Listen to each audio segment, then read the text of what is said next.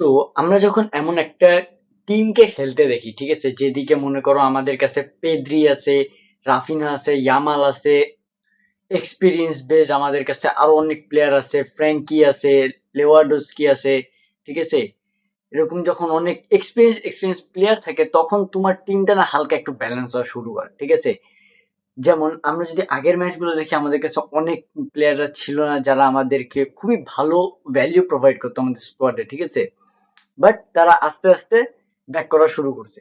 যেমন আজকে তুমি যদি দেখো, মার্ক বার্নাল খেলতেছিল, রাফিনা খেলতেছিল, পরে পেদ্রি আসছে, এভরিওয়্যার, ঠিক আছে, মানে পরে রাশফোর্ড আসছে, ঠিক আছে, সবাই আজকে মোটামুটি একটা ব্রিলিয়ান্ট লেভেলের পারফরমেন্স দিছে, ঠিক আছে। ফ্রেঙ্কি খেলে নাই কেন এটা আমি ঠিক জানি না, বাট ফ্রেঙ্কি মেবি কোনো একটা সমস্যা ছিল, তো তাকে আজকের স্কোয়াডে রাখা হয়নি, ঠিক আছে। তো mainly what we are going to talk about, আজকে আমাদের টিম প্রোগ্রেস কেমন করছে, ঠিক আছে, এটা এটা নিয়ে টোটালি আজকে আমরা একটু কথা টথা বলবো। সো দেরি না করে লেটস স্টার্ট। তো দেখো ভাই, জিনিস হচ্ছে আমাদের পুরো টিমের ভিতরে দুইটা জিনিস, ঠিক আছে। একটা হলো how we press, how we defend. এই দুইটা জিনিস মোস্ট কনসার্ন আমাদের টিমের জন্য, ঠিক আছে, কারণ আমরা খেলি কি হাই হাইল্যান্ড ফুটবল খেলি আমরা, ঠিক আছে। এই হাইল্যান্ড ফুটবলটা কেমনে মেনটেন করে, এটা মেইনলি মেনটেন করে হাই প্রেসের উপর। কারণ আমি যদি অপোনেন্টকে প্রেস না করি, তাদের কাছে বল কনজিউমিং টাইম আছে, সে চাইলেই তার প্লেয়াররা, উইঙ্গার্সরা, তার যে মিডফিল্ডার আছে বা অ্যাটাকিং মিডফিল্ডার, তারা ভাগ দৌড়াইতে পারবো, ঠিক আছে। আর হাইল্যান্ড মানে কি, তুমি যদি পিছ থেকে বল দাও, একবার যদি অফসাইড না ধরে, তাইলে হয়ে গেছে 1-1 উইথ গোলকিপার, আর ওদিকে অর্ধেকের বেশি খেলা শেষ হয়ে যায়, ঠিক আছে, unless you have a great goalkeeper, ঠিক আছে। তো এইটাই হলো আমাদের বার্সার, বলতে গেলে এখন একটা মোস্ট কনসার্ন, মানে এই দুইটাই মোস্ট কনসার্নিং বিষয়। এখন ফার্স্ট অফ অল আমরা যদি দেখি, ঠিক আছে, রাফিনা যখন থেকে ইনজুর্ড পড়ছে, রাফিনা ইনজুর্ড হওয়ার পর থেকে আমাদের টিমের প্রেসিং প্রোগ্রেস বা প্রেসিং যে এবিলিটি আছে তা অনেক কমে গেছে। আমাদের ফ্রন্ট লাইন প্রেস করতে পারতেছিল না। ইয়ামালও ইনজুর্ড ছিল, পরে মাঝখানে আবার এই যে রিসেন্টলি পেদ্রিও ইনজুর্ড পড়ছে, তো এই জায়গা থেকে একটু ঝামেলা টামেলা ছিল। অলমো বা ফার্মিন যারাই ছিল, দুইজনই মোটামুটি লেভেলে প্রেস করতে গেলেও তাদের কাছ থেকে সেই প্রেসিং যে আমরা যে একটা চাইতাম, ঠিক আছে, মানে যে লেভেলের প্রেসিং আমাদের দরকার ছিল সেই লেভেলের প্রেসিং আমরা পাইনি। অনেক কিছুই ছিল, ঠিক আছে। আবার ডিফেন্সের তো আমাদের কথা আমি পরে বলতেছি, ঠিক আছে। তো আজকে আমাদের প্রোগ্রেস প্রেসিং এর কতটা ইমপ্রুভ ছিল, এটা যারা যারা খেলছে তারা, মানে খেলা দেখছে তারা জানে, ঠিক আছে। কারণ তুমি যদি আজকে দেখো, আমাদের same front line, Lewandowski, Raphinha আর ইয়ামাল, এই তিনজন যখন ফ্রন্ট লাইন হিসাবে যায়, তখন ইয়ামালকে আর লেভানডস্কিকে হালকা একটু ফ্ল্যাকচুয়েট করতে দেখলেও রাফিনহাকে কিন্তু ফ্ল্যাকচুয়েট করতে অত বেশ কিছু দেখা যায় না। Raphinha was everywhere on the time, ঠিক আছে। রাফিনা প্রেস করতেছে, রাফিনা ডিফেন্ড করতেছে, রাফিনা রান মেক করতেছে, চ্যানেল গুলোকে খুলতেছে এভরিওয়্যার, ঠিক আছে। তার জন্য যা যা করা পসিবল ছিল সে এভরিথিং সে ট্রাই করে। আর ভাই রাফিনার হাতে যখন ক্যাপ্টেন আর্মব্যান্ডটা লাগে, রাফিনা নিজের বিস্ট মনে করে, লিটারালি। আর একটা কথা আমি বলি, ঠিক আছে, যেমন লাস্ট সিজনে আমরা অনেকেই বলতেছিলাম যে Raphinha was not that kind of good.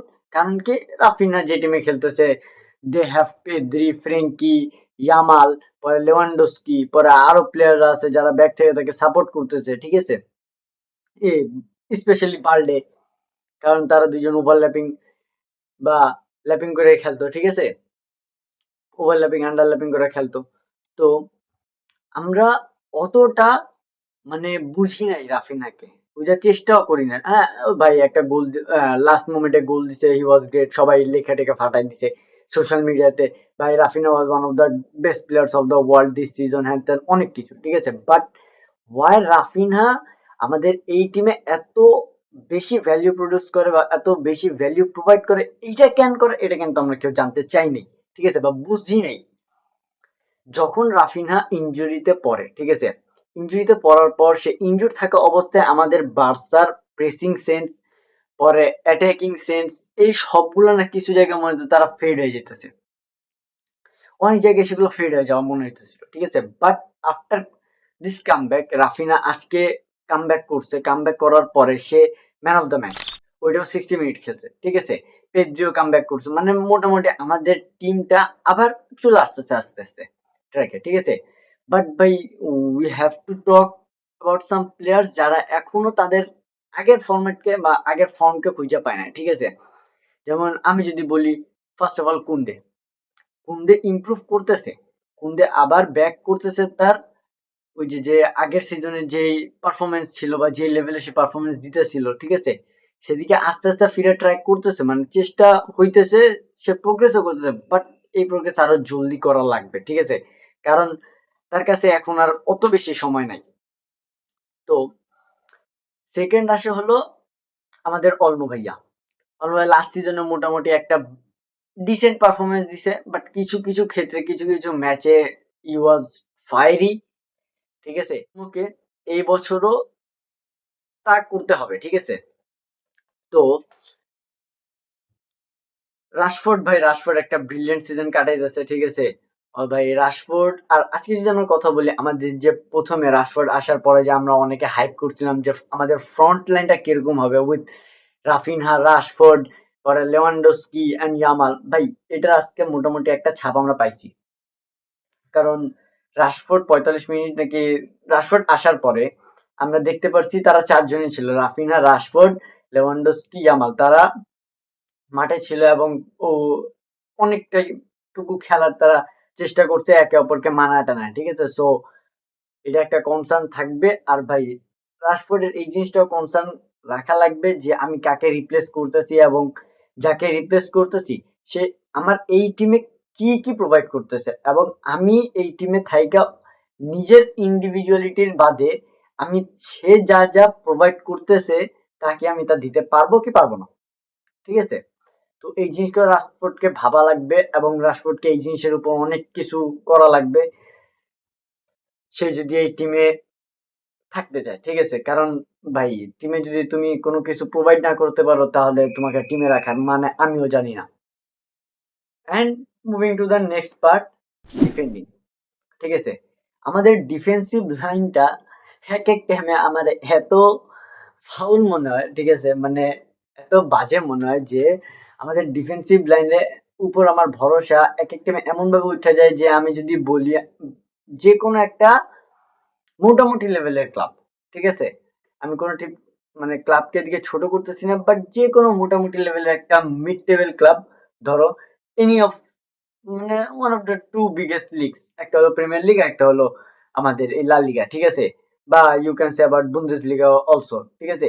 এই তিন লিগের বা এই তিন লিগের মিড টেবিল টিম গুলা ইজিলি এক এক টাইমে আমাদের এই যে একটা আছে, ঠিক আছে, ডিফেন্সিভ লাইন আছে, এটা ভাঙতে পারে। আমার এক একটা এরকম মনে হয়, কারণ আমাদের ডিফেন্সিভ লাইনের যে পোলাপাইন আছে তারা এক এক টাইমে এমন এমন ডিসিশন মেকিং করে বা এমন এমন ডিসিশন মেক করে যা দেখে মেজাজ গরম হয়ে যায়, ঠিক আছে। আর এমন এমন কিছু কাজ করে যার জন্য আমরা ইউসিএল এর মতো এত বড় একটা জায়গায় এবং one of the most important games of UCL আমরা রেড কার্ড খেয়ে বসি ওটা ফার্স্ট হাফে, ঠিক আছে। তো ভাই এই জিনিস দেখার পরে আমার বার্সার উপর ডিফেন্সের লাইনের উপর থেকে ভরসা এক একটা উঠা যায়। আর এটার কারণ কি ভাই? এটার কারণ হলো ইনিগো মার্টিনেজ। ইনিগো মার্টিস যাওয়ার পরে আমরা তার সাবস্টিটিউট বা তার রিপ্লেসমেন্ট এখনো খুঁজে পাইনি। সাবস্টিটিউট করে তার রিপ্লেসমেন্ট। কারণ we don't have any left footed centre back. ঠিক আছে? আর ইনিগো আমাদের এই টিমে যা প্রোভাইড করতো তা এখন কেউ করতে পারতেছে না। ঠিক আছে? আর কুবার্সির সাথে তার যে একটা বোঝাপড়া ছিল তা অন্য কোনো ডিফেন্ডারের সাথে হইতেছে না। তা তুমি আরাহো বলো, ক্রিস্টেনসেন বলো, ওয়েন তোমার এরিক গার্সিয়া সেন্টার ব্যাক হিসেবে খেলে তাকে বলো, বা জেড মার্টিন সেন্টার ব্যাক হিসেবে খেলে তাকে বলো, ঠিক আছে, কারোর সাথে তার ওই লেভেলের বোঝাপড়া হইতেছে না। এক এক টাইমে দেখা মনে হয় যে হ্যাঁ this do is improving, but অনেক জায়গায় যা তুমি এদের উপর ভরসা করতে পারো না, ঠিক আছে। তো এই জিনিসগুলো বার্সার বোর্ডকে দেখা লাগবে। আর আমি রিসেন্টলি কয়েকটা জিনিসও দেখতেছিলাম যে Barca could go for centre back in this winter market, ঠিক আছে, উইন্টার ট্রান্সফার মার্কেট যাইতে পারে। সো আমি শুনছি হ্যান্সি ফ্লিক নাকি ৩-৪ জনকেও দিছে। তো আমি এদিকে ছবি লাগাইতেছি কাকে কাকে দিছে, ঠিক আছে? তো দেখি উইন্টার মার্কেটে আমরা কাউকে আনতে পারি কি নাকি আমাদেরকে মার্ক গুহির জন্য সামার পর্যন্ত অপেক্ষা করা লাগে। আর এইটারও একটা কথা আছে, মার্ক গুহি আসবে কিনা, কারণ তার সাথে আবার লিভারপুলেরও কথাবার্তা চলতেছিল। সো লেটস সি কি হয়। এবং বিশ্বাস করো ভাই, আই লাভ দিস টিম ভাই, কারণ এই টিম যে লেভেলের খেলা খেলে, ঠিক আছে, it's absolutely a banger madness. ঠিক আছে, সো দেখা হবে নেক্সট ভিডিওতে, এবং make sure you subscribe my channel ভাই, প্লিজ সাবস্ক্রাইব করে দাও, ঠিক আছে, and make sure you like the button. So goodbye.